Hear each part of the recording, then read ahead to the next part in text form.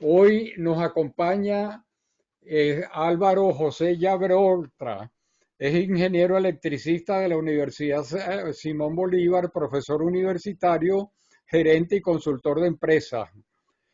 Tiene estudios de posgrado en gerencia de empresas tanto en la Universidad Simón Bolívar como en Aliesa y en dirección de empresas públicas en la Universidad Complutense de Madrid.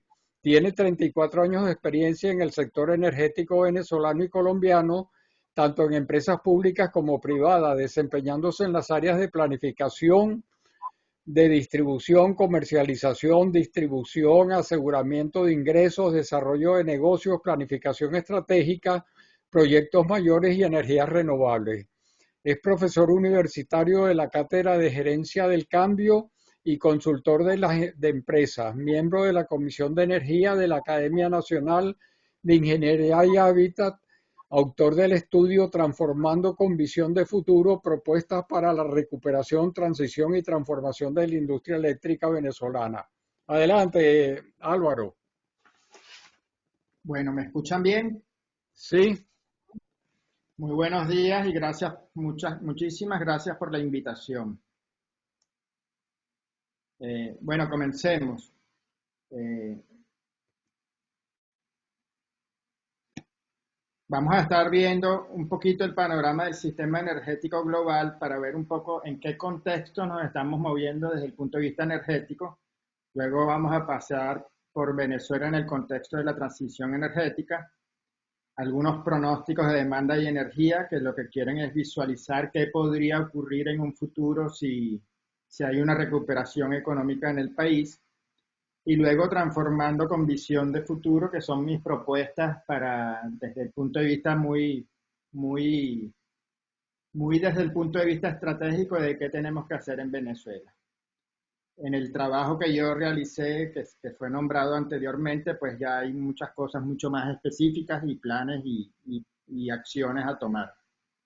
Pero ahorita creo que lo importante es que sepamos hacia dónde debemos ir. Desde el punto de vista del panorama del sistema energético global, vamos a estar sustentando la idea de que ahorita hay una crisis y una fragilidad e insostenibilidad del sistema energético actual. Hemos pasado por la primera crisis energética global que tiene una gran complejidad de impacto. Todo esto producto de la guerra entre Ucrania y Rusia. La electricidad está representando más o menos un 20% del consumo global y está aumentando por la electrificación de la economía. Se ha puesto de manifiesto la fragilidad e insostenibilidad del sistema energético. ¿Por qué? Bueno, el gas natural llegó a un equivalente de $250 el barril de petróleo debido a la guerra. El carbón también alcanzó niveles récord de precio y el petróleo estuvo por encima de los $100 por barril a mediados del año 2022. Todo esto ocasionó, digamos, un tambaleo del sistema energético. El precio del carbón y del gas fueron los responsables del 90% del alza del precio de la electricidad, que es la energía que hoy nos ocupa más. Y en Europa, unos 50.000 millones de metros cúbicos de gas licuado, de gas natural licuado, se necesitaron adicionales respecto al 2021. En otras palabras, es una crisis global de complejidad e impacto que ha puesto de manifiesto la fragilidad del sistema energético. De hecho, se ha utilizado la energía como medio de extorsión para lograr fines políticos. ¿Cuál ha sido el impacto? Un alto impacto en este sistema energético con altos precios de combustibles y fósiles, de los combustibles fósiles, unas grandes presiones inflacionarias, pérdida del poder adquisitivo, aunque los productores de combustible obtuvieron ganancias adicionales de $2.000 millones gracias a esto, lo cual, por ejemplo, aquí el presidente Biden se lo recuerda muy frecuentemente. Ahora, siempre que hay crisis, la gente se voltea hacia los gobiernos. ¿Y qué hicieron los gobiernos durante esta crisis? Bueno, destinaron más de $500.000 millones de protección a los consumidores, trataron de asegurar el almacenamiento adecuado de gas, incrementar la producción de electricidad con carbón y petróleo, extender la vida útil de las plantas nucleares, sobre todo en aquellos países donde ya en el 2022 se iban a desmantelar, como por ejemplo Alemania, acelerar los proyectos de energías renovables en busca de la seguridad energética e incrementar los proyectos de eficiencia energética. Entonces la pregunta aquí es, bueno, ¿esta crisis ha sido un impulso o un revés para la transición energética? Bueno, se ha puesto sobre la mesa el tema de que es más importante, si la seguridad energética o la transición energética. Pero al final, lo que han dicho los gobiernos es que tienen que intervenir y que hay unos desafíos de corto plazo que hay que superar, pero que hay que tener un enfoque firme y decidido hacia la transición energética en el mediano y largo plazo. Es decir, siguen en la idea de mitigar el cambio climático, acelerar la transición energética y garantizar el cumplimiento del objetivo de desarrollo sostenible. Entonces, en resumen, tenemos una crisis energética que ha representado un punto de inflexión histórico y ha dicho que los países están tratando de buscar una economía más limpia y un sistema energético más seguro, o sea, se han enfocado hacia su seguridad energética, pero basado justamente en una economía más limpia, aprovechando las ventajas competitivas que cada uno tiene respecto a las energías renovables. Los mercados y las políticas energéticas han cambiado. Los gobiernos buscan incrementar y diversificar el suministro de petróleo y gas, proteger a los consumidores y acelerar el cambio estructural de los sistemas energéticos, y por eso es que también pues, esto ha servido para propiciar un poco más la transición energética, y ya vamos a ver más adelante que las inversiones en transición energética, lejos de disminuir, han venido aumentando considerablemente. Pero hay que hacer acciones e inversiones claves como en electricidad limpia, la electrificación de la economía, la digitalización y la ampliación y modernización de redes, que ese último quizás es el tema más importante y más difícil en el caso de la industria eléctrica. Entonces estamos en una década crítica para ofrecer un sistema energético seguro, sostenible y asequible. Ahora, ¿cómo estamos nosotros en este contexto de la transición energética? Bueno, hay dos conceptos que yo quiero dejar muy claro en las próximas láminas, y es primero que la crisis de Venezuela no es una crisis eléctrica, es una crisis energética, y todos intuitivamente lo podemos entender, pues no es que solamente haya escasez de electricidad y que esté fallando el servicio, sino que también hay escasez de combustible. Sabemos cómo ha estado la industria petrolera en cuanto a producción y en cuanto a la generación de los commodities como el gas y la gasolina, que se han tenido que importar, no hay diésel en las industrias, etcétera, etcétera. Entonces, lo primero es entender que la crisis es energética y no solamente eléctrica, y segundo, que todo esto nos ha llevado a un estado que lo podemos llamar de pobreza energética, ya lo vamos a ir argumentando. Para ver cómo estamos realmente, vamos a ver los tres ejes de la industria eléctrica. Vamos a ver cómo está la estructura del sector, es decir, el marco regulatorio con sus leyes y reglamentos, los actores públicos, privados y los reguladores, cómo está el sistema interconectado nacional en generación, transmisión, distribución, comercialización y los despachos, y cómo está el servicio eléctrico, todo lo que tiene que ver con el ciclo comercial, la infraestructura comercial y la atención al usuario desde el punto de vista comercial y técnico.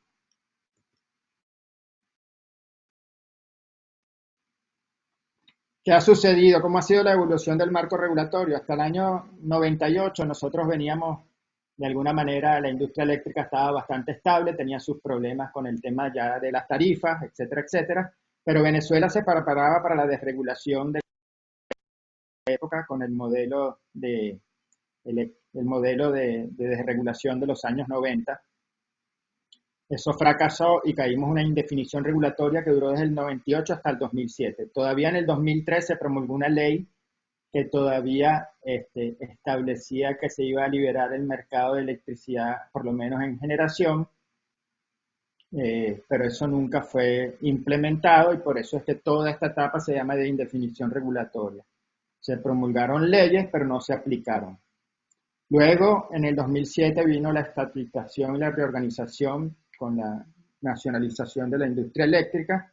Se crea Corpoelec y se crea el Ministerio del Poder Popular para la Energía Eléctrica. Y al final, en el año 2010, se promulga la Ley Orgánica del Sistema y el Servicio Eléctrico que introduce el modelo de gestión socialista. Todo esto transcurrió en medio de 4 crisis eléctricas de alguna manera aceptadas por el gobierno en el 2003, 2010, 2013 y 2016. Ahora, ¿cuál ha sido el resultado de esto desde el punto de vista del sistema? Bueno, tenemos un gran desequilibrio oferta-demanda, que es nuestro principal problema. No se genera suficiente electricidad para cubrir las necesidades del país y mucho menos para impulsar el crecimiento económico. Tenemos un rezago regulatorio de 40 años.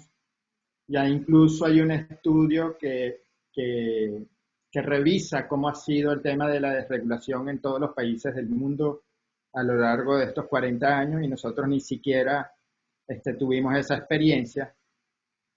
Una política energética incoherente, donde hay escasez de combustible, altas pérdidas de energía en la industria eléctrica que superan el 50%, y estoy hablando de pérdidas de energía, porque pérdidas financieras son muchísimo más, porque la gestión comercial está totalmente paralizada, aunque últimamente Corpoelec anunció que iba a reiniciar un sistema comercial, no sé cuál es su origen, y que iban a hacer el borrón y cuenta nueva con los clientes residenciales, es decir, que no han tenido control ni de los consumos ni de las facturas. Restricciones y desinversión a lo largo de todo el sistema, pero que se evidencia mucho más en transmisión y distribución. Un capital humano que no tiene las competencias necesarias ni siquiera para manejar el sistema actual ni los requerimientos regulatorios actuales. Y esto sí es un problema realmente grave de cara al futuro. Y un modelo de industria anacrónico e inviable desde el punto de vista técnico y económico. Entonces, el resultado es que la industria eléctrica está impedida de cumplir con su misión fundamental, que es proveer un servicio eléctrico confiable y continuo, y el reto es realmente mayúsculo.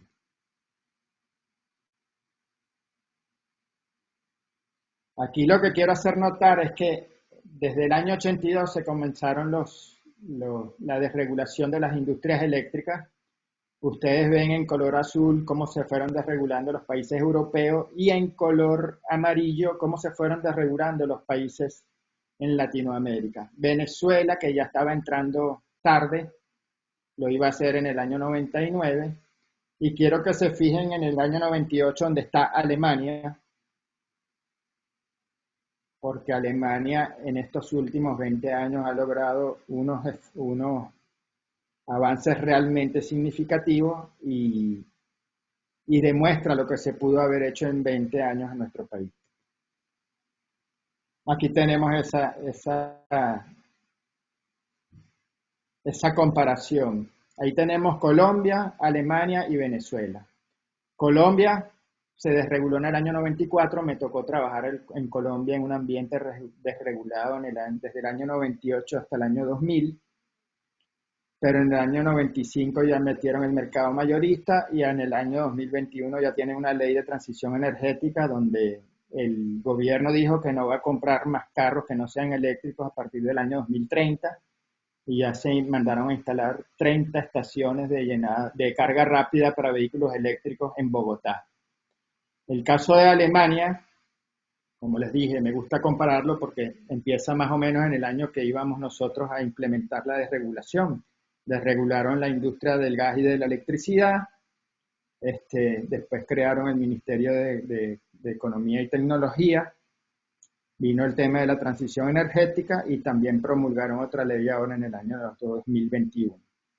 En nuestro caso teníamos la ley del servicio eléctrico del año 99, donde nos íbamos a desregular. En el año 2001 se pronunció otra ley que todavía mantenía más o menos los mismos principios, pero a partir de 2007 comenzamos a transitar en sentido contrario.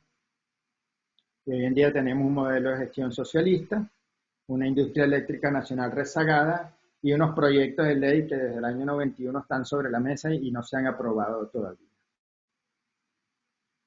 Tenemos un modelo organizativo que es el modelo más básico de la industria eléctrica. Es tradicional, monopólica, controlada por el Estado e integrada verticalmente. Hay un solo operador y prestador del servicio eléctrico y el sistema de regulación es un sistema que no da resultados porque todo tiene que pasar por la Presidencia de la República. Se han hecho que si el Estado Mayor Eléctrico, pero no terminan de funcionar ni de impulsar ni las regulaciones ni la mejora de la industria eléctrica.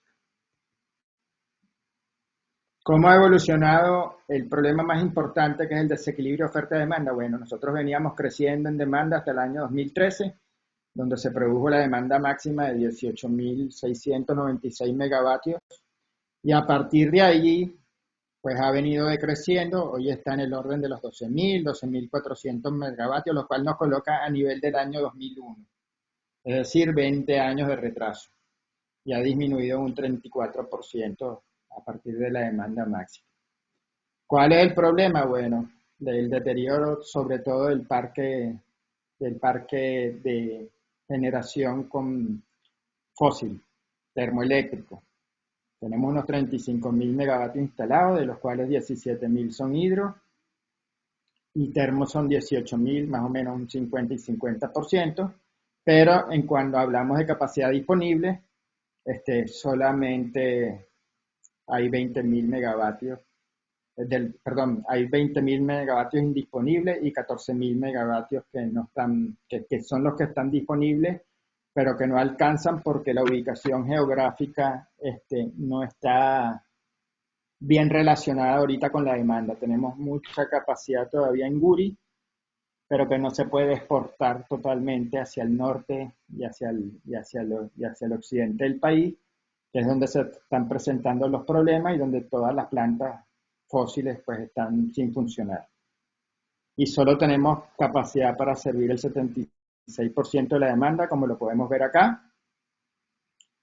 Hay una brecha entre 1.700 y 3.000 megavatios. Todos los días se racionan más de 1.500 megavatios en el sistema. Ahora, ¿cómo era el mercado? Digo cómo era porque este es el dato al 2013, que fue cuando tuvimos la demanda máxima. Fíjense que cuanto a cantidad de usuarios, que eran 6.209.000 usuarios, prácticamente entre el 89% era residencial y comercial e industrial el 10%.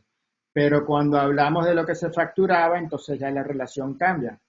Ese 10% era el responsable prácticamente de la mitad de los ingresos de la industria eléctrica y la parte residencial, aunque prácticamente el 90%, solamente facturaba el 40% de los ingresos de la compañía. Entonces los clientes comerciales e industriales se ve que tienen un gran impacto social y económico. Económico tanto para la sociedad como para la empresa prestadora de servicios y social, pues porque si no hay empresas, como todos sabemos, pues no se generan empleos ni se aumenta el PIB. ¿Cómo estamos a nivel de confiabilidad del sistema? Bueno, ahí vemos la evolución de los apagones en Venezuela, que sigue creciendo considerablemente, y eso demuestra que hay una baja confiabilidad del sistema eléctrico nacional y una demanda que está insatisfecha. Ese es el panorama al día de hoy. ¿Cómo estamos en cuanto al servicio? Hay una valoración negativa del servicio eléctrico de más del 62% de las personas. En cuanto a la calidad del servicio y en cuanto a la calidad del producto, pues las valoraciones son negativas. Fallas diarias ocurren alrededor del 13% de los usuarios, semanales 50% casi y mensual el 60%. 72%, casi 73% han dicho que tienen daño o pérdida de equipos electrodomésticos, 82% que sufren corte del servicio, no conocen la tarifa un 71% prácticamente, fallas en los servicios de internet 95% y colas para abastecer gasolina es el 85% de los encuestados.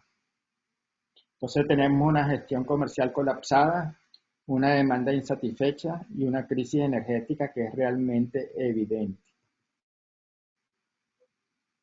¿Cómo estamos en cuanto a tarifa? Bueno, nuestra tarifa es la más baja de Latinoamérica, en donde la más alta la tiene Haití, que son 28 centavos de dólar por kilovatio hora.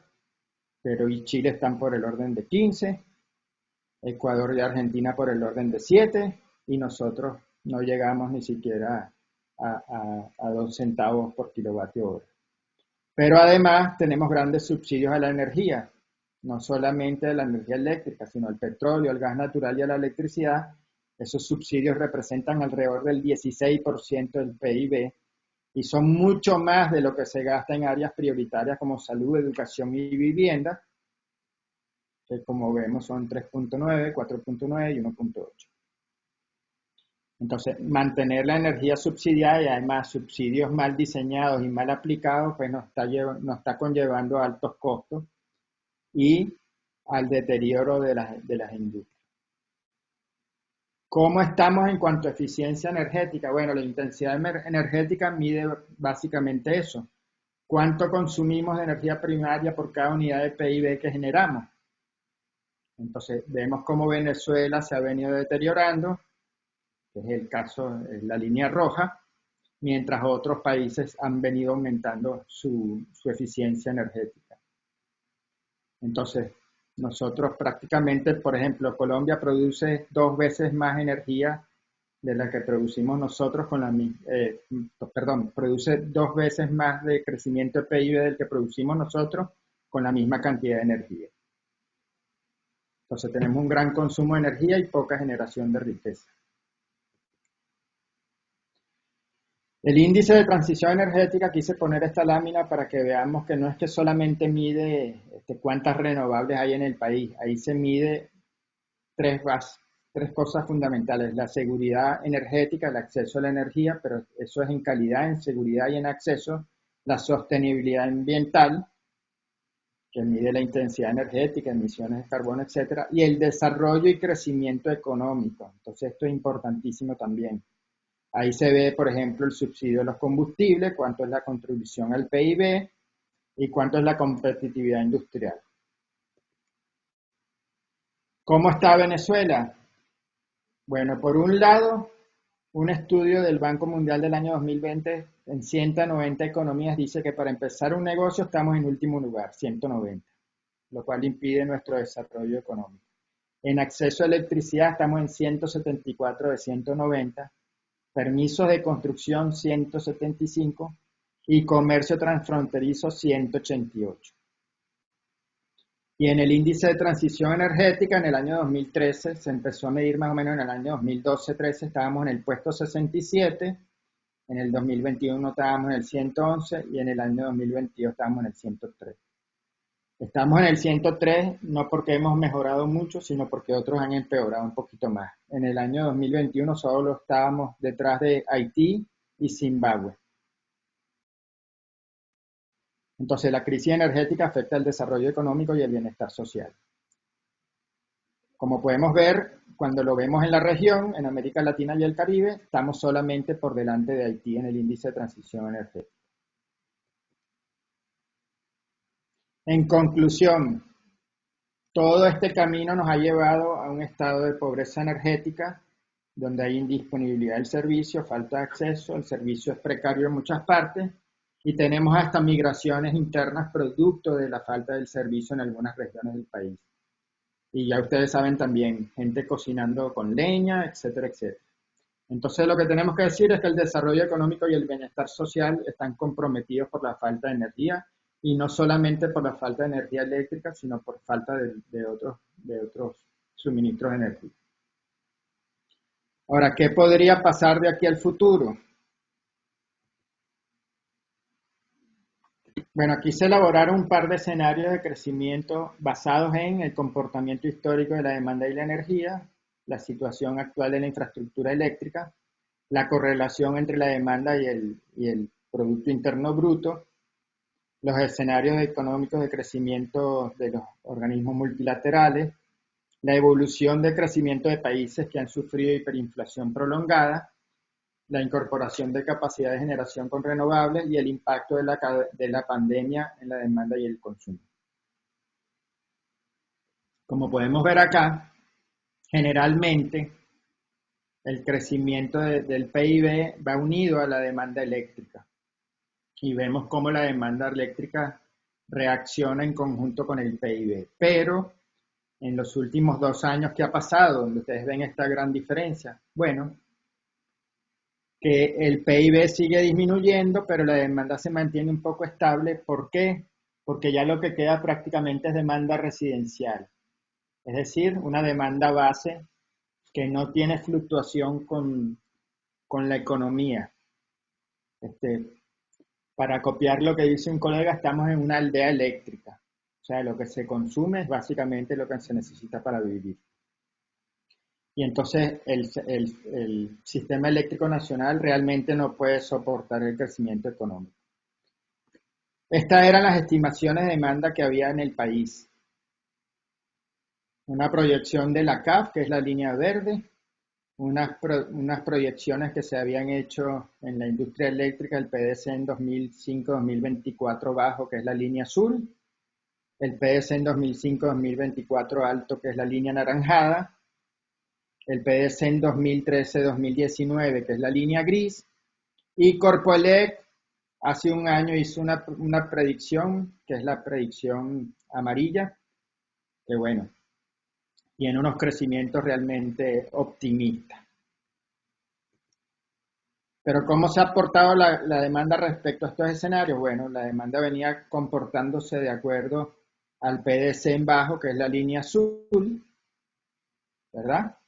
Que tenía un crecimiento más o menos de 3.3%, un poquito también como el pronóstico de la CAF y en todo caso como el PDC en 2013-2019, que ninguno de ellos pasa del 4,5% de crecimiento interanual. Hoy en día estamos con una brecha respecto al más bajo de 13.750 megavatios, es decir, se desacopló la demanda de las proyecciones en más de un 50%. Entonces, si nos comparamos con los escenarios por los cuales veníamos creciendo, hoy en día tenemos un desacople de un 53%, pero unos crecimientos que nunca pasaron del 4% interanual. Si lo vemos históricamente, en el periodo 98-2013 se creció a un ritmo de 3.5% y en el periodo 2014-2023 se ha decrecido en promedio en 4% interanual. Y si lo vemos todavía más específicamente, vemos que en el único periodo en que se creció por encima del 4% fue entre el año 90 y el año 95. El resto han sido crecimientos que están en el orden del 3.5%. Entonces, basado en todos estos análisis, se puede hacer una proyección. ¿Cómo podríamos crecer en el futuro? Entonces, aquí se crean 3 escenarios. Un escenario con un pronóstico de 6.5%, que es absolutamente optimista, pero lo cual nos dejaría todavía con una brecha de 4 años de retraso en el año 2040 respecto a la previsión más baja que teníamos de crecimiento. Un escenario, un pronóstico combinado que toma en cuenta cómo han evolucionado países que han caído en hiperinflación prolongada, donde hay algunos años de buen crecimiento, de crecimientos superiores al 4%, y después una estabilidad alrededor del 3%, nos dejaría en el año 2040 a 16 años de retraso respecto al pronóstico más bajo. Y si vemos que un pronóstico de crecimiento de 3.5%, pues quedaríamos a 19 años de retraso en el año 2040.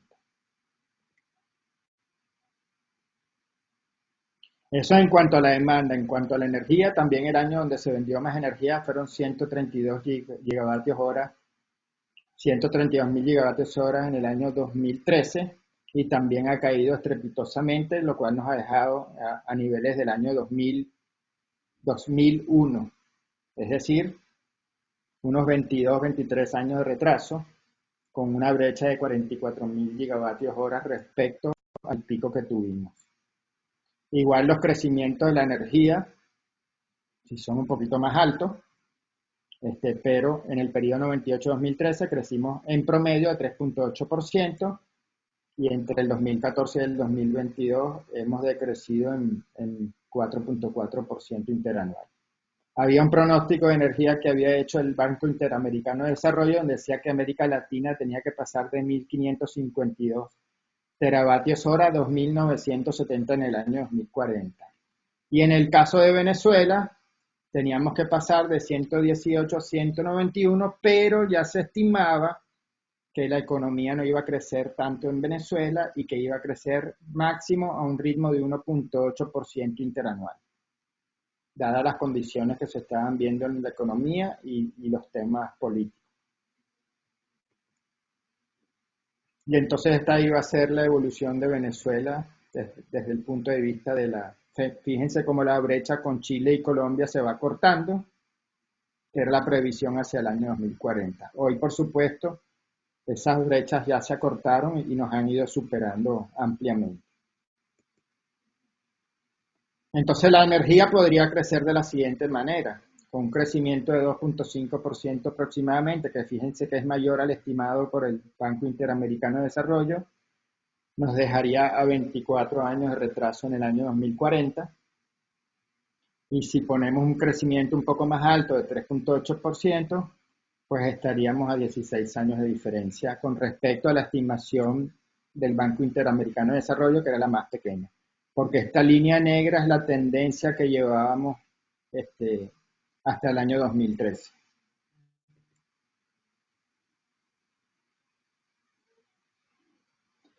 Entonces, ¿cómo podríamos crecer nosotros en capacidad instalada para el año 2040 con estos crecimientos, con los escenarios de crecimiento que escogimos? Bueno, si nosotros queremos seguir manteniendo el mix de energía que tenemos entre hidráulica y térmica, pues entonces este sería el escenario donde pasamos de 18.000 a 37.000 megavatios instalados, lo cual nos da un crecimiento de capacidad instalada de unos 20.000 megavatios, pero siempre manteniendo, digamos, el mix entre hidráulica y térmica.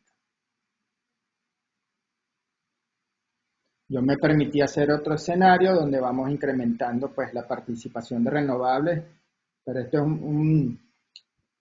una participación realmente baja, sin ser muy optimista, sino que podamos incorporar un 10% de renovables diferentes a la hidráulica y que pudiéramos gasificar todo el tema de las plantas térmicas. Es decir, la estrategia sería tratar de gasificar o de alimentar con gas todas las plantas térmicas que sean posibles y a la vez ir incorporando renovables no tradicionales. Ya sabemos que tenemos un gran potencial solar que podemos aprovechar y entonces este sería el escenario donde vamos creciendo también renovables. Al final, en el año 2040 tendríamos por lo menos un 10% de la capacidad instalada, pero si nosotros logramos que toda esta parte de fósiles, la mayor parte sea con gas, que se considera un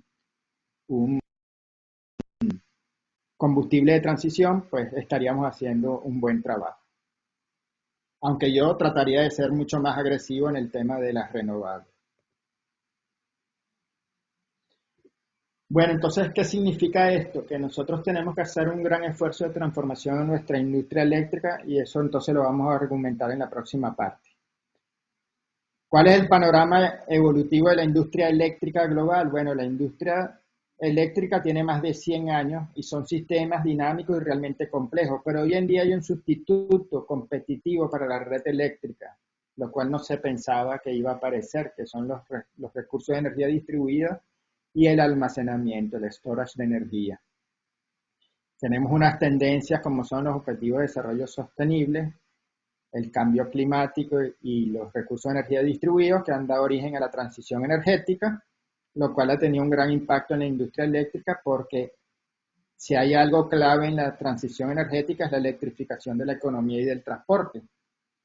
Entonces, en la próxima década, la industria eléctrica va a sufrir una reconfiguración, se va a reorganizar, va a haber nuevos elementos regulatorios y hay que hacer grandísimas inversiones en la infraestructura de prestación de servicios. Entonces, la electrificación es realmente clave y tenemos que darnos cuenta que estamos ante un cambio que realmente no es incremental, es transformacional. Por eso es que el concepto de transformando con visión de futuro, porque realmente hay que dar un salto cuántico. Como dijimos antes, la transición energética ha degenerado en la descarbonización de la matriz energética y de la economía, en la electrificación de la economía y la introducción de renovables hacia un mundo más electrificado y más descarbonizado. Pero en esta parte la electrificación es clave, tanto del sector transporte como de la generación de la electricidad y en lo que tiene que ver con la eficiencia energética, que está fundamentado básicamente en las tecnologías habilitadoras de digitalización. Eso ha creado un gran impacto en la energía eléctrica, en la industria de la energía eléctrica, que se puede resumir en la desconcentración, es decir, tengo recursos de energía distribuidos, gente que puede generar su propia energía, pero que no solamente eso, sino que a la vez quiere participar del mercado y quiere ventajas tarifarias y quiere participar de ese negocio. Y la digitalización. Entonces tenemos nuevos actores, tecnologías habilitadoras y nuevos modelos de negocio. Una cosa importantísima y al cual yo siempre hago énfasis es que la evolución del usuario eléctrico. Cuando empezó la electricidad, el usuario era simplemente un cliente y las industrias eléctricas básicamente ponían las reglas de juego. Eso casi pasaron alrededor de 90 años, pero en el año 90 vino el fenómeno de la desregulación y ya se hablaba de darle opciones al cliente. En el año 2010 ya comenzaron a aparecer estos recursos de energía distribuidos y ya hablábamos de los prosumidores, es decir, gente que producía y consumía electricidad. En el año 2020 ya estamos hablando del prousuario, que no solamente producía y consumía, sino que también participaba del mercado. Pero ya hoy en día, a raíz de los estudios que se han hecho, estamos hablando del omnisumer, que va a aparecer en esta década y que va a ser el lugar común entre los años 2030 y 2050. ¿Cuáles son las características de este omnisumer? Bueno, en esta encuesta que hizo Ernst Young en 17 países y más de 34.000 usuarios, son gente que trabaja desde su casa. Acuérdense que ahora la casa se ha convertido más que en un lugar residencial en una especie de mini negocio. Entonces eso ha cambiado los hábitos de consumo y los patrones de consumo residencial. Quieren la energía a su manera, porque tienen también la tecnología que los habilita para eso. Están comprometidos con la sostenibilidad, son digitales por defecto y tienen expectativas verdes. ¿Pero qué significa esto? Que las actitudes del usuario han cambiado, pero que hoy en día los proveedores deben adaptarse y no como antes, que eran los usuarios que tenían que adaptarse a la oferta de servicios de las empresas prestadoras de servicios. ¿Cómo se sustenta esto que estamos diciendo? Bueno, en esa encuesta, 86% estaban dispuestos a generar su energía, 65% están comprometidos con la sostenibilidad, 34% están dispuestos a pagar más por productos sostenibles, 70% quieren soluciones más eficientes y 80% prefieren las transacciones digitales y solo personales si es necesario. Entonces hay una disrupción hoy en día entre la relación entre los consumidores y las empresas prestadoras de servicios.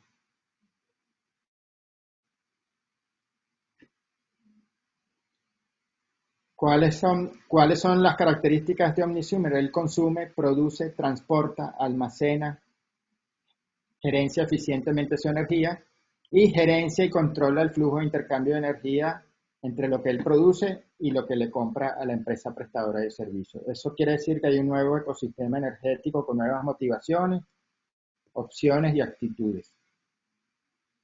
Y ha hecho que las empresas prestadoras de servicios se tengan que enfrentar ahora sí al mismo nivel a los consumidores que están respaldados por la sociedad, muchas veces también por los gobiernos y por los reguladores. Y se ha tenido que generar productos y servicios diferentes como tarifas de intercambio, tarifas para agregadores y transacciones y permitir que estos entren en el mercado, el tema de los vehículos eléctricos y su relación con las casas y con los utilities, datos e información en tiempo real para la respuesta a la demanda, y un marco legal y regulatorio que ha pasado por cosas. En España se hizo un impuesto al sol que luego fue derogado por las presiones de los usuarios y de los gobiernos.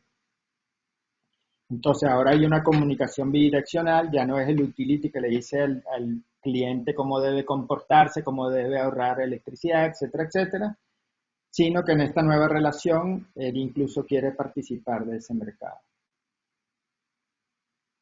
Ahora, todo este panorama crea una gran demanda de nuevas habilidades para las personas que van a estar involucradas en el manejo de las empresas eléctricas. Entonces, ese nuevo gerente de energía que va a estar en esa industria 4.0 tiene que desarrollar nuevas capacidades gerenciales y de negocio, nuevas capacidades técnicas relacionadas con los recursos de energía distribuidos y con las nuevas regulaciones, nuevas capacidades comerciales para manejar estos nuevos modelos de negocio y este nuevo relacionamiento con los clientes, y otra serie de capacidades suaves y duras para manejarse dentro del ámbito de la digitalización, dentro del ámbito de la inteligencia artificial y del Internet de las cosas.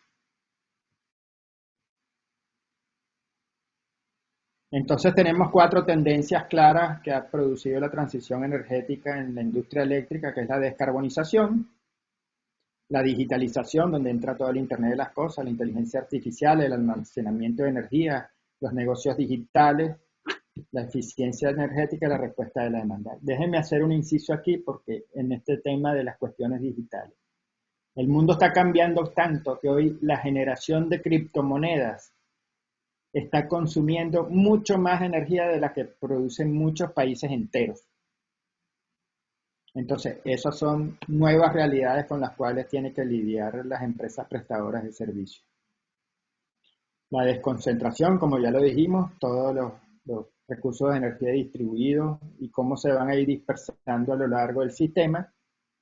Y todo eso buscando la democratización de la energía. Es decir, hay una gran presión para participar de este negocio de parte de los mismos usuarios.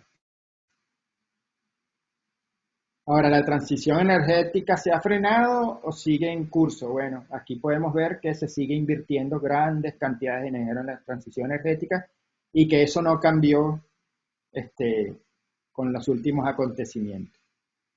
En el año 2022 se invirtieron 1.110 billones de dólares en transición energética, donde la mayor inversión se la llevan las renovables, el sector de más crecimiento es el transporte eléctrico, igual como el crecimiento ha crecido a 64 billones de dólares, y la parte nuclear.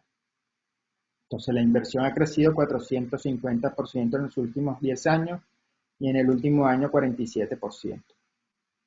Todas estas investigaciones e inversiones han hecho que las tecnologías renovables se han vuelto muchísimo más competitivas. En el año 2009 costaba la energía solar $357 por megavatio hora y hoy en día está en 37. Bueno, mucho menos de 37 porque estos son los datos hasta el 2020.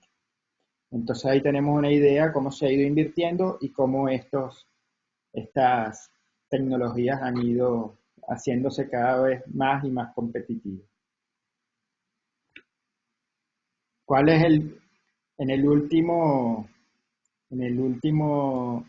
la última revisión que hizo IRENA de la transición energética? Vemos que el consumo final de energía, el 66% sigue siendo fósiles, 6% de electricidad con renovables, 14% de electricidad de otras fuentes, biomasa 1%, 4% otro, y biomasa tradicional 9% y biomasa moderna 1%. La electricidad ocupa hoy en día el 20%, pero para el 2050 se requiere que sea el 51%, y de ese 51% que el 91% sea de fuentes renovables. Ahora, ¿cómo va a ser, digamos, la industria eléctrica del futuro? Bueno, vamos a tener generación independiente, generación tradicional, generación con renovables intermitentes. Después en la parte de transmisión y distribución sí va a continuar teniendo seguramente grandes regulaciones, pero va a haber almacenamiento a todo lo largo del sistema en generación, transmisión y distribución. Y a niveles de los clientes vamos a tener una mezcla de consumidores como los conocemos desde hace años, hasta los omnisumer que participan del mercado y se apalancan en todos los recursos de energía distribuidos. Entonces esto crea nuevos tipos de clientes, nuevas relaciones, más control que hay que tener sobre la red, y entonces hay otro tema importante de aquí que es el tema de la ciberseguridad.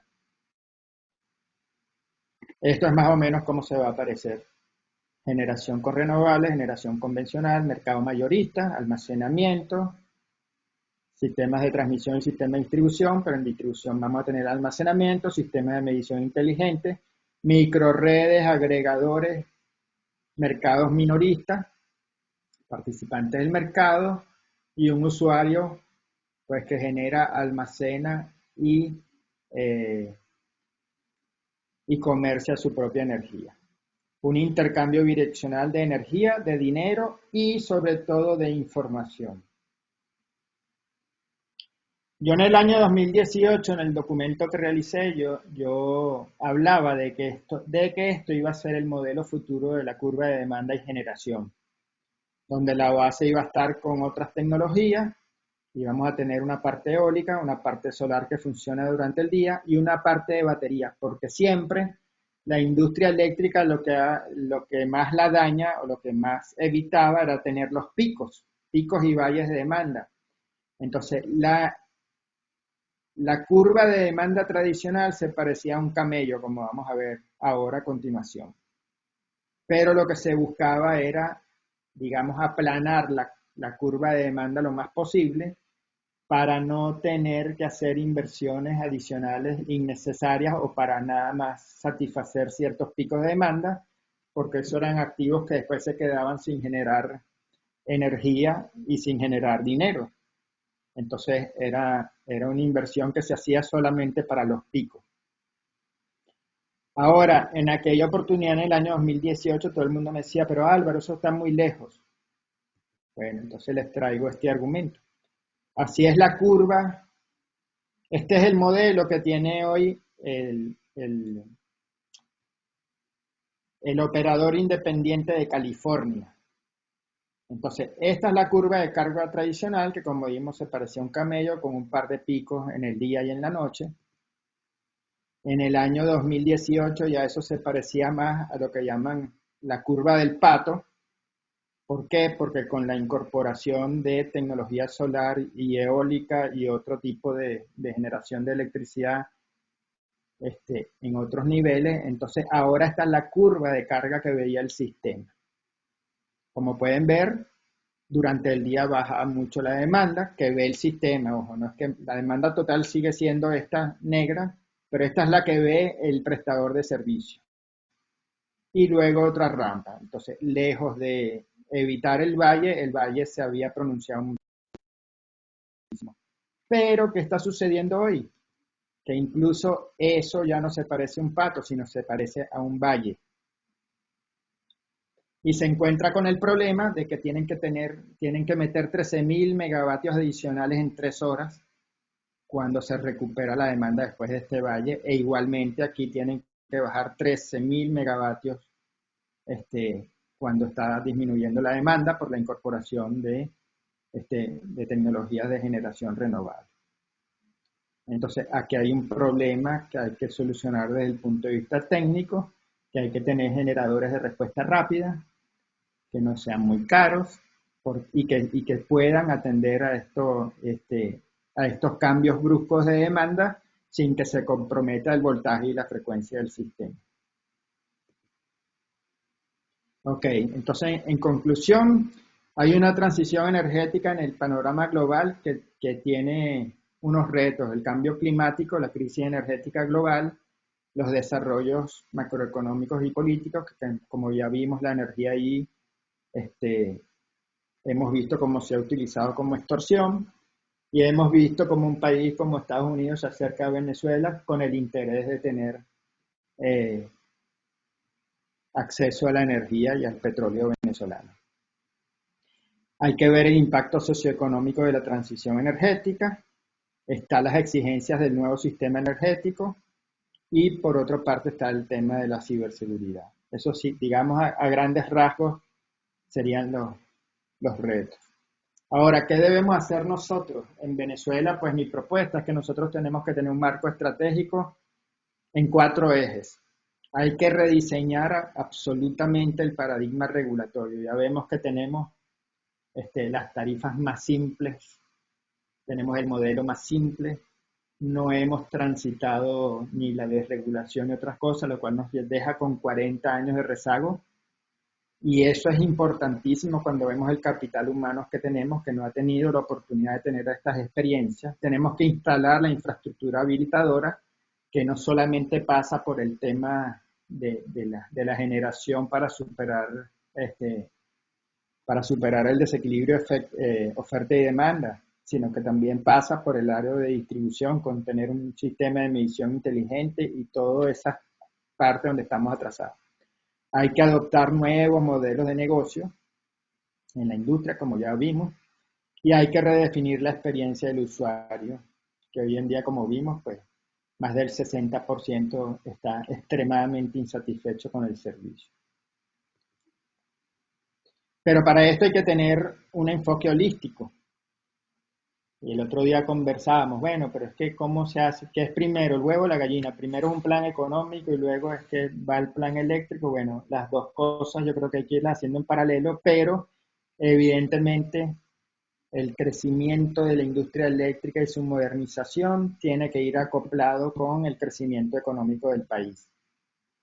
Y eso quiere decir desde los más básicos, es decir, dónde vamos a tener los polos de desarrollo para poder garantizar ahí la energía, qué industrias se van a repotenciar para poder garantizar la energía de esas industrias e ir acompasando pues el crecimiento de la industria eléctrica con el crecimiento económico del país.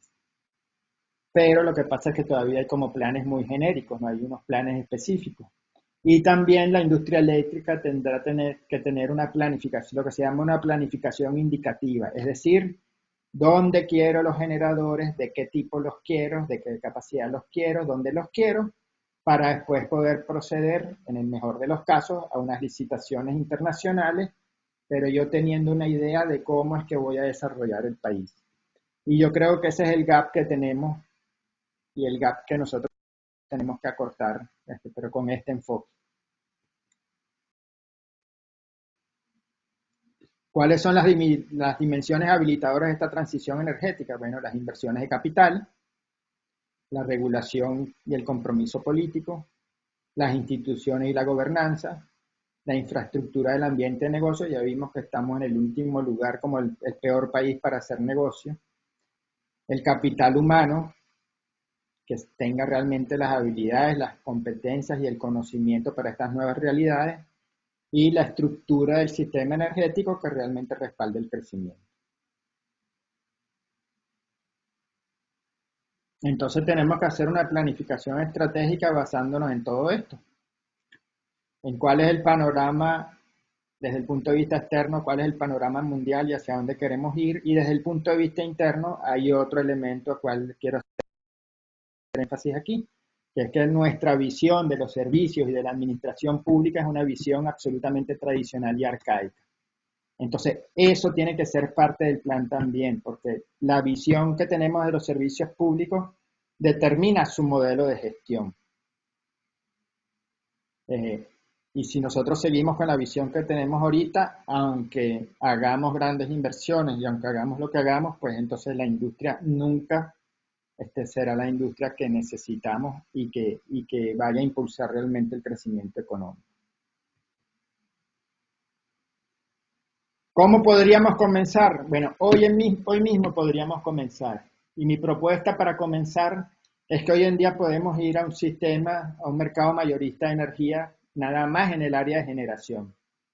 Es decir, invitar a inversionistas internacionales a invertir en generación, por supuesto teniendo el plan indicativo del que hablamos anteriormente, De manera que con un esquema de comprador único, pues se garantice a estas empresas que se les va a comprar a nivel de generación de energía y luego a nivel de distribución se podrán ir haciendo, digamos, inversiones y las privatizaciones a medida que se pueda ir recuperando la capacidad adquisitiva del venezolano y que se pueda llegar a una tarifa objetivo que sea de equilibrio para que realmente sean atractivas estas empresas de distribución.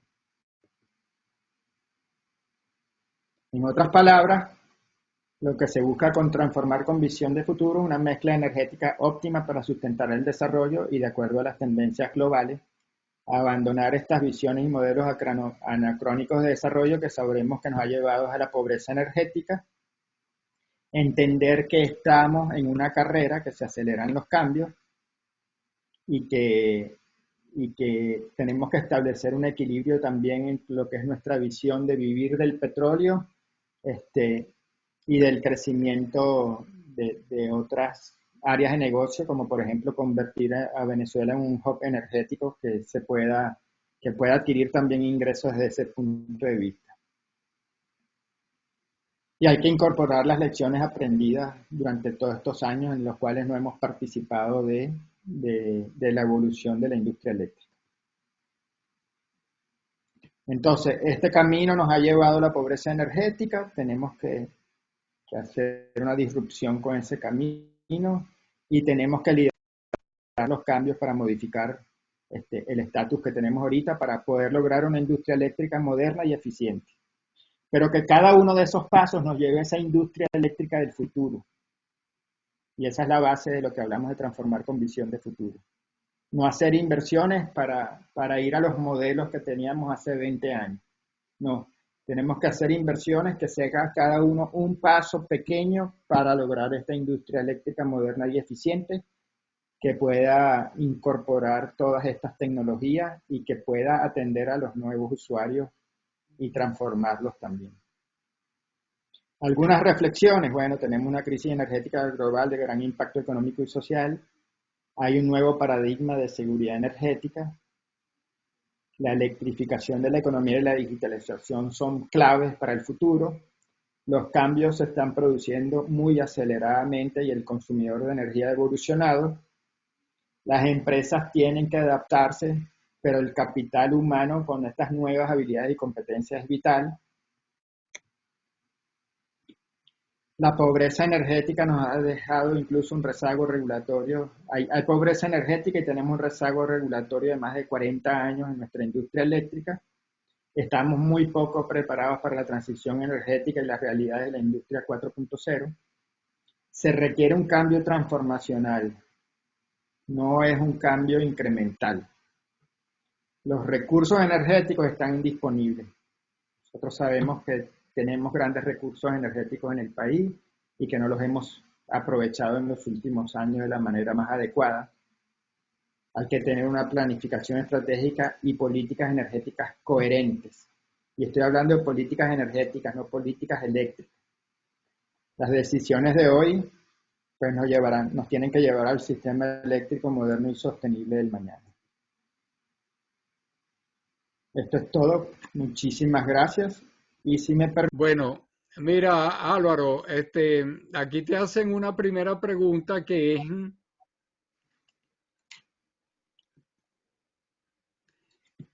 a ver, si podrías ampliar un poco en cómo la generación de criptomonedas genera alto consumo de energía, tal como mencionaste en tu charla.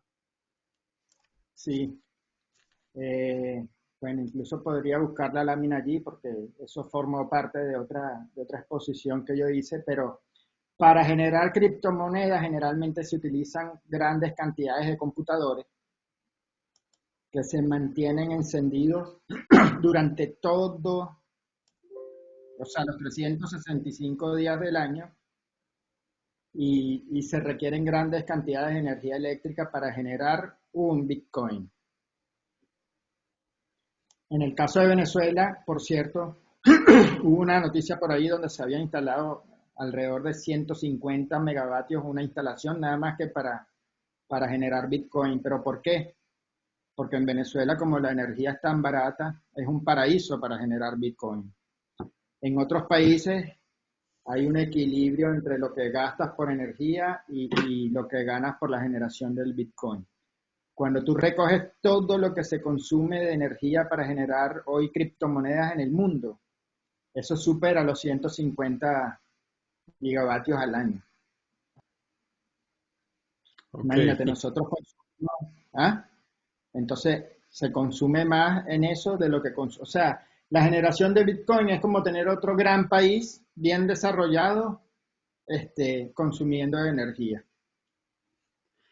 Ok, te hacen una siguiente pregunta que es si tienes Los datos, estimado, ah, perdón, los datos exactos los tengo por ahí y después se los puedo enviar, para que lo vean. Una lámina con toda esa data.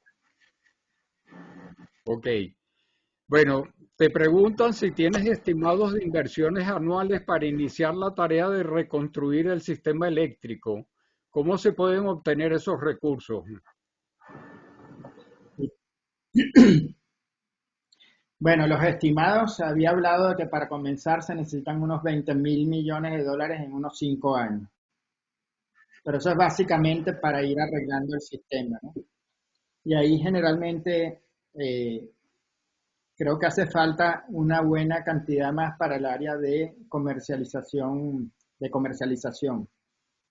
porque los sistemas pues no están funcionando y no sé qué es lo que está haciendo ahorita Corpolet, pero yo me imagino que está usando un software abierto y que no va a tener las capacidades ni las funcionalidades que se necesitan, por ejemplo, para tener medidores bidireccionales, etcétera, etcétera, etcétera. Pero más o menos ese es el orden para los primeros 5 años, porque hay una cosa que es una cosa es la cantidad de dinero que se necesita y otra cosa es la capacidad de ejecución. Entonces, tradicionalmente la industria eléctrica creo que nunca ejecutó más de 4.000 millones de dólares en un año. Entonces, pero para resolver los problemas básicos que se tiene de desequilibrio oferta-demanda, etcétera, etcétera, unos 20.000 millones de dólares en 5 años. Ok. Por supuesto, después se Este, necesita más, pero la idea es que eso lo vayan haciendo los privados también, ¿no? Ah, ¿de dónde pueden salir los recursos? Bueno, ya se había conversado con ciertos organismos internacionales para obtener algunos recursos. Y lo otro es que hay que abrir, por ejemplo, la generación. Para mí es fundamental que se abra a la participación privada y que vengan grandes empresas, como dije, a instalar generadores del tipo que queremos y del lugar donde los necesitamos, pero para eso hay que hacer la planificación indicativa previamente. ok. Álvaro, tengo entendido que PDVSA tiene planes de corto plazo para capitalizar el gas que se quema hoy en día y llevarlo a la exportación vía GNL y no para utilizarlo en alimentar posibles plantas de generación eléctrica. ¿Puedes comentar algo al respecto? Oye, yo tuve mucho contacto con la gente que estaba manejando los planes para gas y sí había la intención de terminar ciertos gasoductos internos que se pueden utilizar para la generación eléctrica. Realmente ahorita no sé cuál es el estado de las cosas. O sea, no lo tengo claro si ha habido algunos cambios en esas políticas. Pero no, yo creo que la industria gasífera y la gente que está relacionada con el gas, por lo menos nosotros desde la industria eléctrica, les hemos hecho ver la importancia que tiene de poder gasificar la generación de electricidad. Siempre es el tema de la tarifa. Que supongo que también está presente cuando tú hablas de la privatización de la generación, porque una cosa es Claro, el petróleo y otra cosa es la electricidad. así es, así es. Pero además esto entra de lo que hablábamos de políticas energéticas coherentes. Ok, Nosotros tenemos que hacer un acto de constricción, como decíamos antes, o como se dice en términos religiosos, porque antes, digamos, PDVSA siempre ejercía su poder con respecto al tema del suministro de los combustibles sobre la industria eléctrica, porque la industria eléctrica no le pagaba los combustibles al precio que era, pero es que a la vez eso es una cadena donde al final yo tengo las tarifas eléctricas subsidiadas y entonces, bueno, pero por eso es que yo planteo el modelo de comprador único, para garantizarle en principio a los generadores que se les va a comprar la energía eléctrica. Y ya tendrá que ver el gobierno o quien maneje, digamos, esa parte del mercado, cómo se hace los recursos para poder garantizar la energía y para poder pagarle a los generadores independientes y privados la parte que le corresponde por tarifa de generación. Porque ya lo otro que es la tarifa del transporte, la tarifa de distribución y la tarifa de comercialización, bueno, si tú tienes el control del resto, tú verás hasta qué punto subsidias, cómo subsidias, a quién subsidias, durante cuánto tiempo subsidias y cómo te haces un plan para llevar eso al nivel que necesitamos. Pero ahorita la parte de generación es la más fácil de resolver, por eso es que yo digo, hoy en día incluso con la misma regulación que se tiene hoy, nosotros podemos empezar con eso. Ok. Felicitaciones, una presentación completa y clara exposición. Una pregunta. Como hay varios grupos de ingenieros electricistas de larga experiencia que están diseñando qué hacer con el sistema eléctrico, pregunto, ¿cómo lograr un plan coherente que reúna todas esas capacidades y las ofrezca a quienes dirijan el nuevo país que esperamos lograr pronto? Eso es una pregunta bien interesante y creo que, bueno, la voy a responder como la veo yo. Aquí el problema no es qué hacer, sino con quién es que lo vamos a hacer. Porque evidentemente, pues, bueno, hay diferentes visiones, pero yo creo que las visiones no, donde hay los puntos de divergencia, quizás sería en el tema de cómo, de si vamos a impulsar desde un principio la transición energética y las renovables, pero todos sabemos que lo primero es superar la emergencia eléctrica, y eso es un detalle. En el año 2018, pues pensábamos que teníamos era que colaborar con Plan País, y de hecho ese documento que yo creé, ese libro que yo propuse, pues se llevó a Plan País para su consideración. Luego se intervino en varias reuniones del Congreso. Bueno, hoy en día todo parece indicar que con que hay que reunirse con la gente de Venezuela y con la gente que ellos hayan designado para manejar la parte energética. No, en serio, o sea, y de verdad yo creo que, digamos, como estrategia nosotros deberíamos tratar de llegar a las personas que están manejando eso con Vente Venezuela y con María Corina, que es Bueno, lo que se avisó un futuro como posible cambio. Entonces ahora hay que empezar otra vez a hacerle llegar nuestras propuestas. A mí me encantaría poder hablar con ellos, y una de las cosas que les iba a pedir es que si ustedes tienen algún contacto y si esta presentación o alguna más específica se les puede hacer, pues yo con todo el gusto del mundo. mira, en la audiencia hay varios, ¿oíste? ¿Ah? Así que puedes estar seguro que tomaron tu mensaje. Mira, te preguntan, como tú lo explicaste, el petróleo y el gas al inicio del cambio serán fundamentales para motorizar la economía.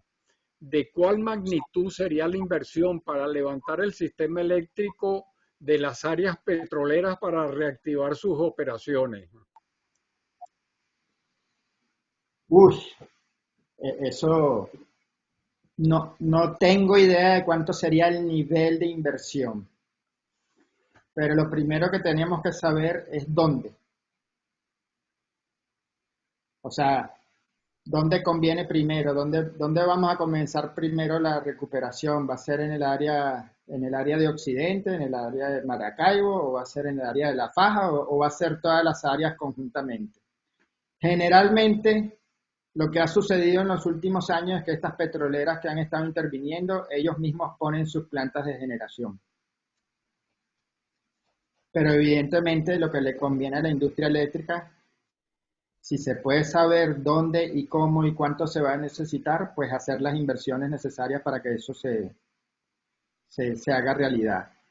Y que estas empresas, en vez de hacer la inversión en generadores, que generalmente son con combustibles fósiles, etcétera, etcétera, para alimentar los pozos, para alimentar todas las operaciones, en vez de hacerlo con eso, se puede hacer con extensiones de redes y con otro tipo de generación ya hecho desde la industria eléctrica, pues sería muchísimo mejor. Y la inversión la seguirían haciendo ellos, pero hay que garantizarles entonces la calidad y la continuidad del servicio. Ok. Bueno, mira, con esto terminan las preguntas. Déjame ver para ver si entró alguna última en el último momento. ¿Será? Ah, sí. Hay una Sí, sí, última. aquí hay una que dice, hace días se publicó que según la agenda de inversiones de la Unión Europea y la CAF, en Venezuela están la reducción de emisiones de metano y CO2. ¿Dónde visualizarías esas inversiones en primera instancia? No, eso es básicamente en el área petrolera, porque nuestro parque de generación térmica está bastante disminuido. Entonces las emisiones a nivel de la industria eléctrica no, hoy en día son muy bajas. Básicamente lo que tenemos es Guri y alguna que otra planta fósil funcionando.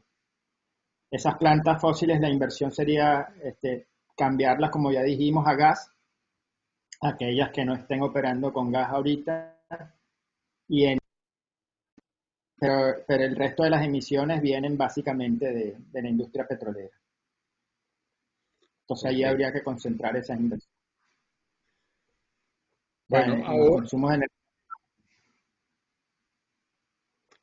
ok, Álvaro, ahora sí se agotaron las preguntas. Vamos a pasar de aquí en adelante solamente vamos a dar derecho de palabra. Entonces están anotados hasta ahorita Jorge Cancoff, Luis Velázquez y Simón Antúnez. Adelante, Jorge. Acuérdate que son 3 minutos máximo. Y yo normalmente uso 1 y medio, pero está bien. Bueno, muy buenas tardes a todos. No había tenido la oportunidad de saludarlo. Álvaro, excelente tu presentación. Mi pregunta va dirigida más hacia tener unas tarifas competitivas, no solamente en el sector eléctrico, en toda la economía, en el caso de la gasolina, el gas, cualquiera de los consumos masivos. Es decir, yo no he visto un estudio que hay que educar a la población para que sepan que para tener un servicio confiable, seguro, hay que pagar. Entonces, siempre hablamos, tú sabes, de lo que hemos hecho o lo que vamos a hacer, pero nadie ha hecho un estudio integral de todo el sector económico nacional, porque mientras sigamos con estos subsidios, unos pagan, otros no pagan, el servicio se sigue dando, mal o bien le llega en varias partes. Entonces, eso es lo que yo digo, cómo lograr concientizar al país en eso. Pues no podemos, siempre comparamos con Colombia y otros países, pero la gente paga lo que el servicio requiere para ser eficiente. Entonces, no sé si ustedes en el sector eléctrico, en el sector de hidrocarburos se han hecho varios estudios, bueno, mucho antes de esto, pero cada vez que hay un aumento de tarifa, bueno, es una revolución dentro del país. Entonces, ese es el factor principal y esa es la inquietud que yo tengo, cómo nosotros educar al pueblo, a la población de que debe pagar por un servicio para que sea eficiente y confiable. Estamos totalmente de acuerdo. Hay un estudio muy interesante que hizo el Banco Mundial sobre todo el impacto que han tenido los fenómenos de desregulación en los últimos 40 años. Y uno de los principales este, conclusiones de ese estudio es que la energía, y específicamente la energía eléctrica, es un asunto político. Entonces, ¿qué sucede? Realmente, y esto lo conversábamos el otro día también, tenemos que tener un plan económico que vaya acompasado con un plan de mejora del servicio y de aumento gradual de las tarifas a medida que se aumente el, el nivel de capacidad de compra o el nivel adquisitivo de la población. La gente siempre me pregunta, Álvaro, más o menos cuánto cuesta el kilovatio hora ya a nivel de los usuarios. Le digo, bueno, mira, la tarifa objetivo que teníamos en el año 2003 era alrededor de 7 centavos de dólar el kilovatio hora.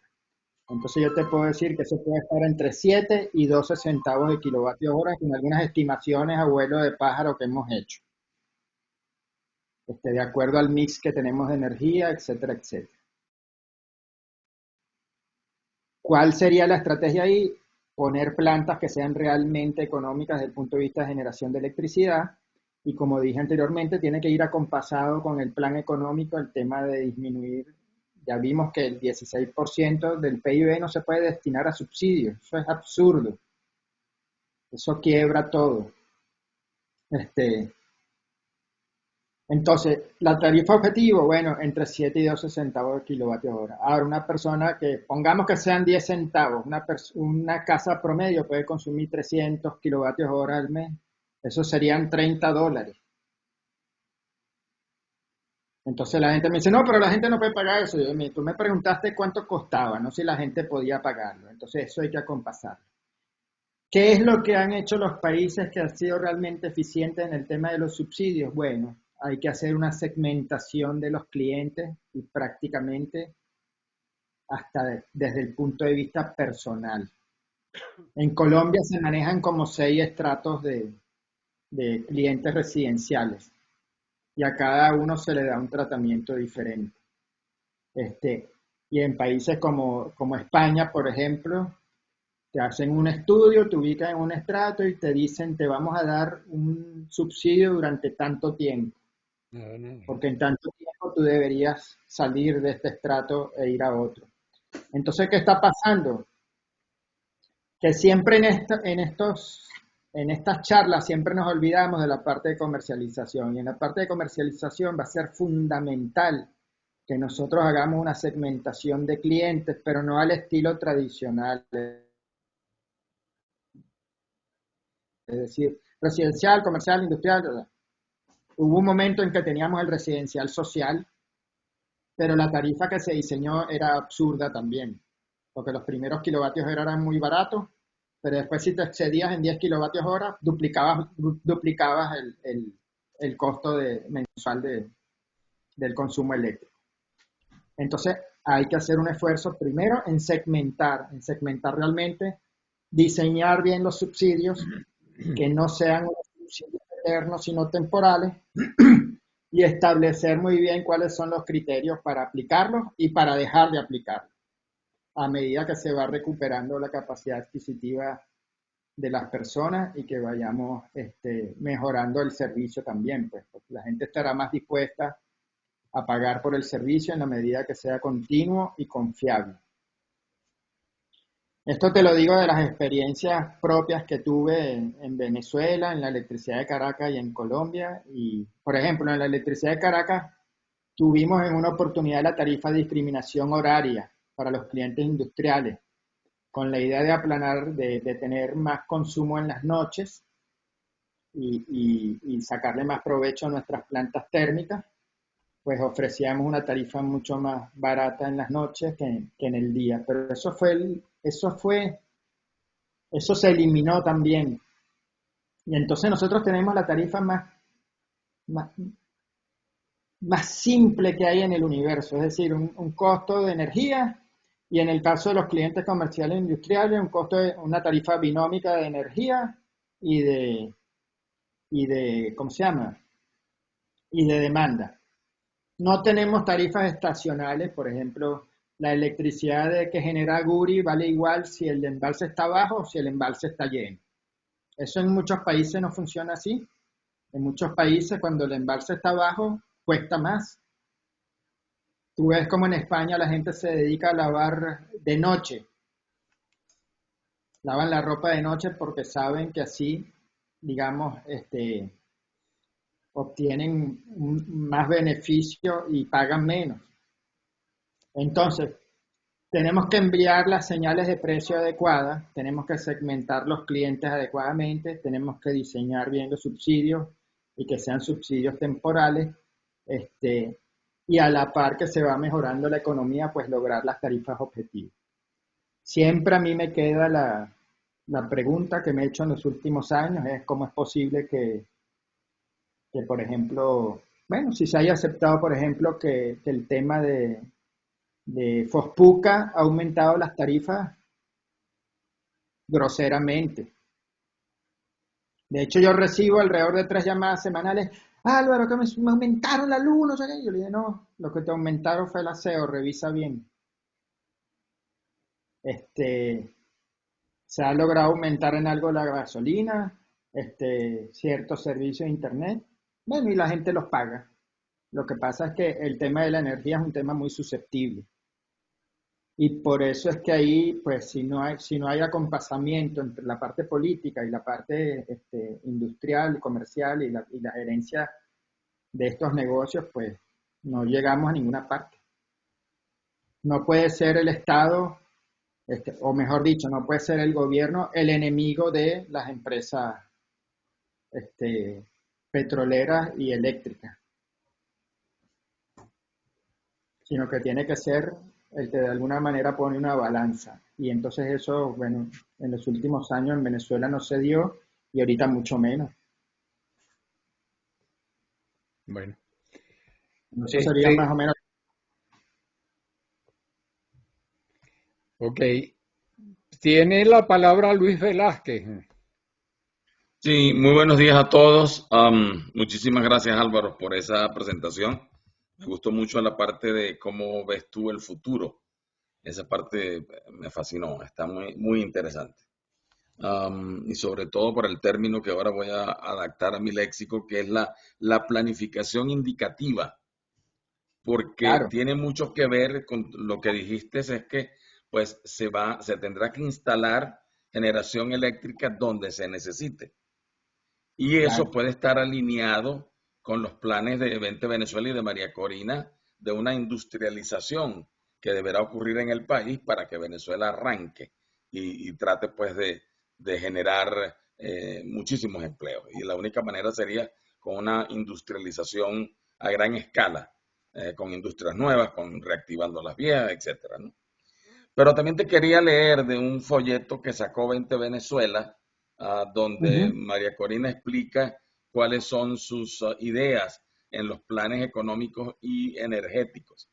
Y una de las láminas dice que la inversión y la privatización tendrían como áreas prioritarias la energía, y ahí pues cae toda la presentación que tú dijiste. Entonces, sí, aparentemente, y no voy a hablar mucho de esto porque el doctor Romero pues seguramente se va a explayar en explicaciones de qué es lo que está pensando Vente, porque él es uno de los artífices de estas cosas. perfecto. Entonces sí va a haber, y la pregunta era, si va a haber una industrialización, digamos, masiva en Venezuela, ¿está preparada la industria eléctrica para proveer esos servicios? O como tú lo mencionaste, pues habrá que entonces instalar nuevas plantas de generación donde quiera que se vayan necesitando, ¿no? ¿Cómo ves tú esto? Si ocurre una industrialización a gran escala en Venezuela, ¿cómo se prepararía o qué hay que hacer para que la que ya está instalado pueda de alguna manera cubrir las necesidades, la demanda de estas industrias? Gracias, Álvaro, de nuevo. Tu pregunta es bien pertinente. Evidentemente, estas son instalaciones y son inversiones que tienen un tiempo para poderlas ejecutar y planificar. Yo tuve oportunidad de ver el proceso de México. México avanzó mucho en el tema energético. ¿Y qué cosas rescato yo? Y esto lo hago para argumentar mi respuesta. En México, en la industria eléctrica, habían 3 puestos de la junta directiva que a quién pertenecían: a Pemex, es decir, a la industria petrolera mexicana. ¿Por qué? porque para generar energía eléctrica yo necesito una energía primaria que básicamente, tradicionalmente venía de la industria petrolera. Eso nosotros no lo tuvimos en Venezuela nunca. Nunca tuvimos esa estrecha relación para acordar los planes y para acordar los temas de los combustibles, y eso es fundamental. Por otro lado, ellos tenían eso, lo que yo ahorita, una planificación indicativa. Decía, mira, en estos años tienen que entrar estas plantas de tales características, en tal lugar y de tal capacidad, porque eso venía soportado por el plan de crecimiento económico. Tú me dices a mí, bueno, María Corina tiene bueno, déjame hacer otro inciso. Yo no hablé, se me olvidó comentar, cuando hablamos del mercado venezolano, de que ese 10% de clientes eran responsables prácticamente de la mitad de la factura, los clientes comerciales en el 2013 llegaban a 17.000 usuarios comerciales, industriales en el país, 17.000. Pero desde esos 17.000 sabemos que hoy en día quedan entre 1.500 y 2.000 y que trabajan al 20% de la capacidad. Entonces, por eso es que tú ves ese desacople entre la demanda y el PIB. El PIB sigue cayendo, pero ya lo que queda, como digamos, es una demanda base residencial que no va a bajar. Entonces, ¿qué sucede? Si sabemos cuáles son los incentivos y dónde se van a dar, cuando tú me dices, bueno, van a haber unos polos de industrialización, ¿dónde? Por ejemplo, para recuperar las industrias básicas, si hay cierta energía disponible, porque hay una energía de Guri que no se puede transmitir hacia el centro y al occidente del país por las restricciones que tienen las líneas de transmisión. Entonces hay que estar quedando una energía disponible para empezar a alimentar las industrias de Guayana, por ejemplo, si se pensara recuperar eso. Ahora, evidentemente, en cuanto se recupera la industria del hierro y del aluminio, por decirlo así, ¿cuánto tiempo necesitan para ponerse operativas? Y entonces la industria eléctrica tendría que hacer las inversiones y los planes para adaptarse a ese tiempo. ¿Que se puede lograr? Yo digo que sí. Donde no se puede lograr es en aquellos lugares donde hay tantas restricciones del sistema y que se requieren, digamos, muchísimo más tiempo para poner una solución, más tiempo del que se necesitarían las industrias para ponerse a funcionar. Ahora, si hay capital privado dispuesto a hacer la industria y a colaborar con la inversión, digamos, de la industria eléctrica necesaria para hacerlo, eso se hace. Te voy a poner un ejemplo. En el año 94 yo estaba en el área de planificación de distribución y me llamaron unos inversionistas y me dijeron, mira, si hacemos un desarrollo tipo Cancún ahí en la sabana, ustedes tendrían la energía para proveernos. Y yo le dije, si ustedes hacen el desarrollo tipo Cancún, yo con toda seguridad te pongo las redes para alimentar. ¿Por qué? Porque ese es mi negocio. Lo que pasa es que hoy en día Corpoel está en una situación donde no le gusta que vengan a pedirle energía porque no tiene cómo darla. Y si la vienen a pedir, bueno, de ver tú cómo haces el proyecto, de ver cómo haces esto. Todo lo contrario a lo que debería ser una industria eléctrica, que debería más bien ir a buscar ese tipo de clientes. A la industria eléctrica le convienen los clientes industriales, los clientes comerciales y los clientes residenciales de alto consumo que tengan la capacidad para pagar la tarifa adecuada. Entonces aquí viene el tema de que es primero, ¿no? Pero hay que saber qué es lo que se va a hacer y hay que tener cierta seguridad de que se va a hacer. Entonces, ¿dónde están esos polos de desarrollo que queremos fomentar? Más o menos cuánto es el nivel de demanda que se van a tener. Y entonces hay que ponerse a trabajar allá en la solución. Y ojo, muchas de esas soluciones ya estaban estudiadas. Habrá que acompasarlas y habrá que actualizarlas. Al igual que el tema de las inversiones que había que hacer en los gasoductos para alimentar las plantas, muchas de esas cosas ya estaban adelantadas. Pero sí necesitamos esa planificación indicativa, pero se necesitan los insumos, que es dónde se va a desarrollar el país, cómo se va a desarrollar, en qué medida, y se hace el trabajo. Ok. Siguen Seguían en el orden de palabras Simón Antunes, pero bajó la mano. Sí. Bueno, vamos a pasar al siguiente, que es Evanán Romero.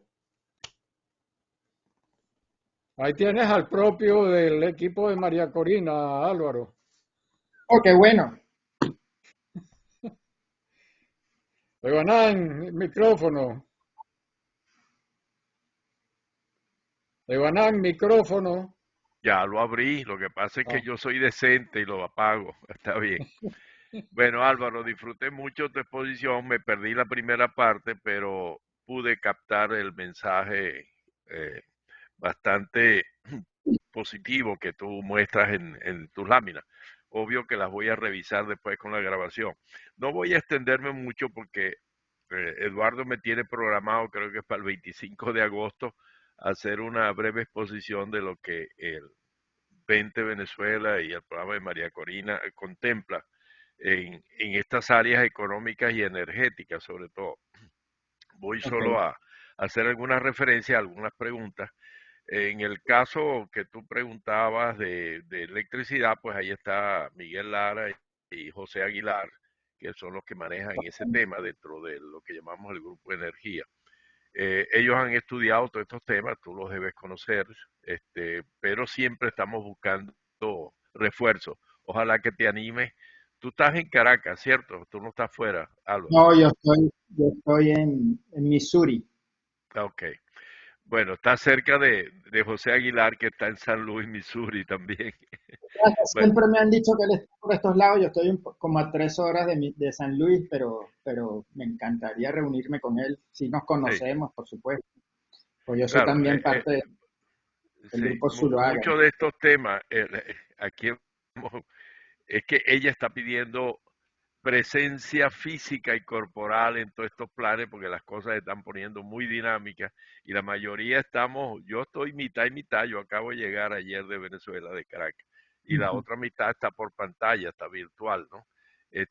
Pero ojalá que te podamos incorporar en estos trabajos. Entrando directo a algunas de las cosas, mira, en el fondo, todo esto que tú exponías y las preguntas, es que hay que hacer una reforma estructural de cómo es la visión del país y su economía. Mientras estos monopolios públicos, todas estas cosas se observan y estas cuestiones y todas estas preguntas en hidrocarburos, en electricidad, en agricultura, en todo. Es que el modelo que se adoptó el país o se capturó después ya está haciendo agua. Hay que hacer una reforma completa, por eso es que ella habla de una visión diferente. El mundo privado, liberalización completa de las capacidades que tiene el país.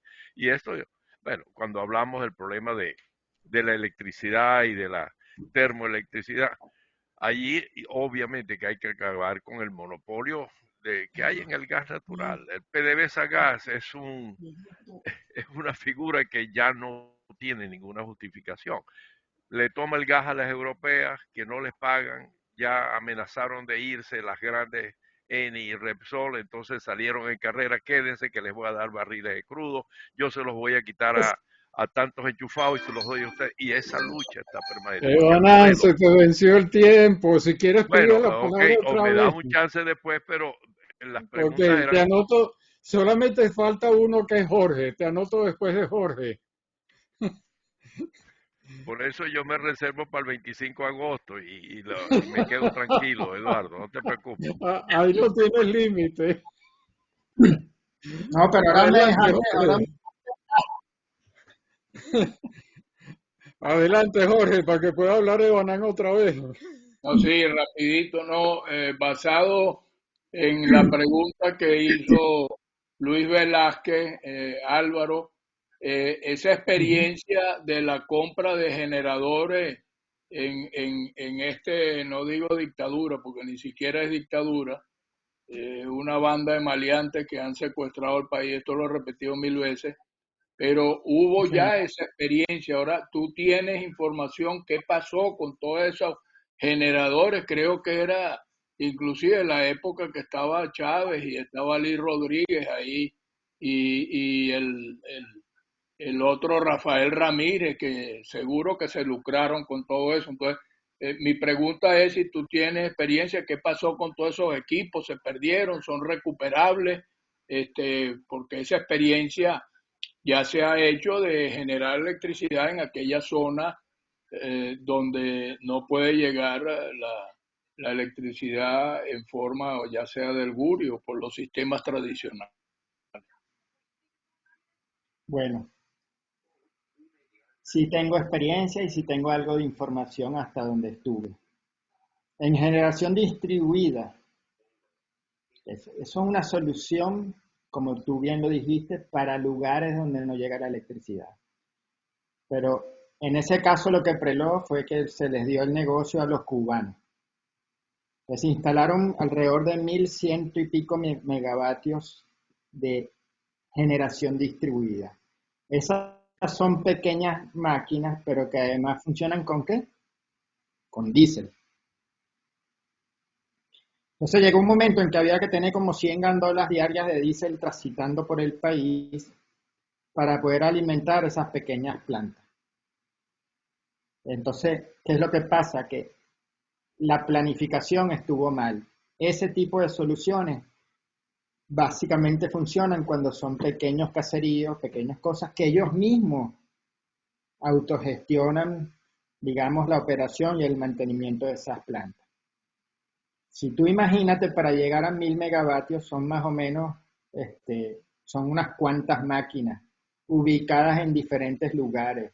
Se requiere mucha más gente por cada megavatio hora que vas a generar para operarla, que si es una planta grande como las que teníamos nosotros. Entonces, es muy costoso, requiere demasiado mantenimiento, y cuando se trabaja con diésel, por ejemplo, el mantenimiento de las máquinas tiene que ser mucho más recurrente.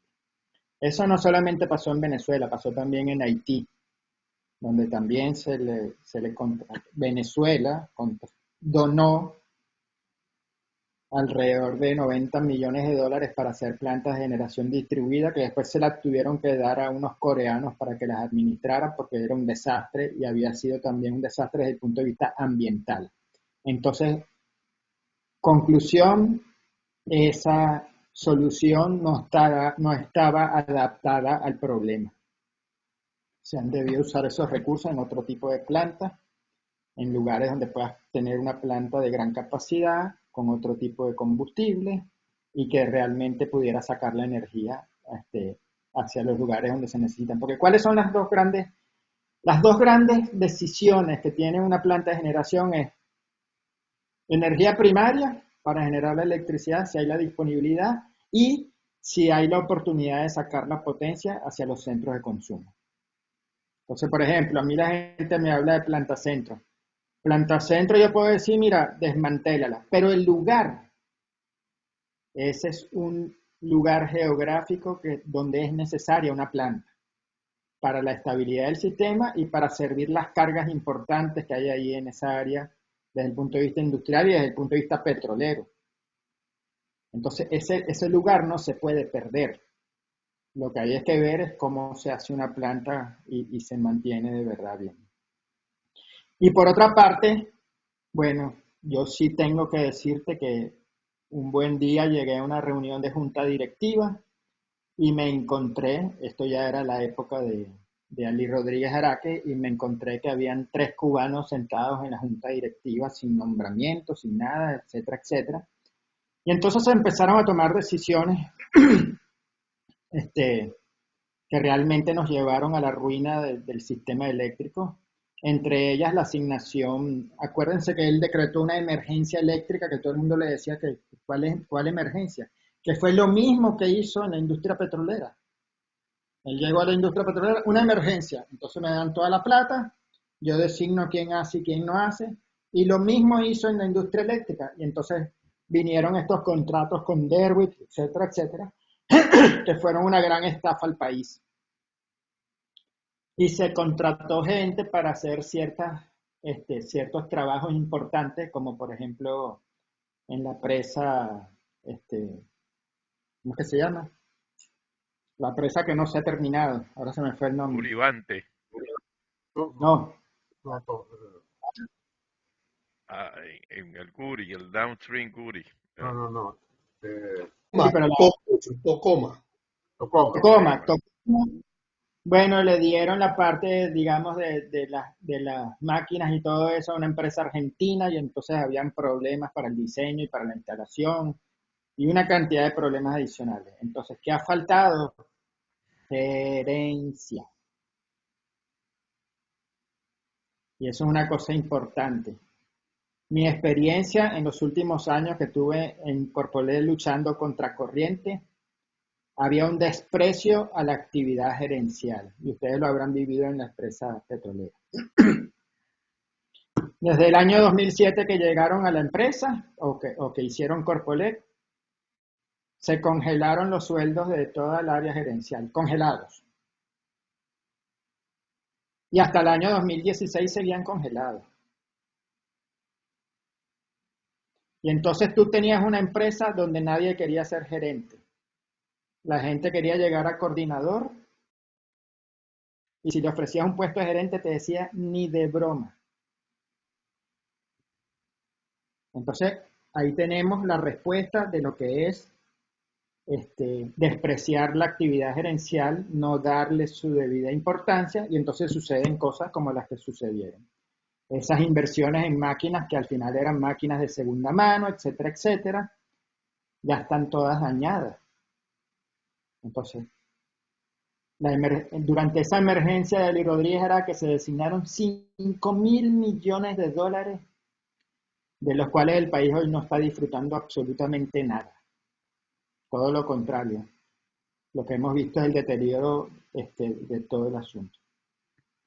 Entonces, si yo tengo que rescatar algo de esto, y mi mensaje a María Corina sería, mira, hay que recuperar y hay que exaltar lo que es el valor de la gerencia, tanto en la industria petrolera como en la industria eléctrica.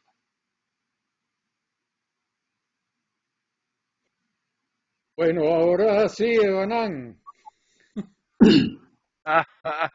Ahora sí, yo espero que llames a la sobremesa para poder hablar un poquito extendido. Si no, pues lo dejamos para el 25 de agosto.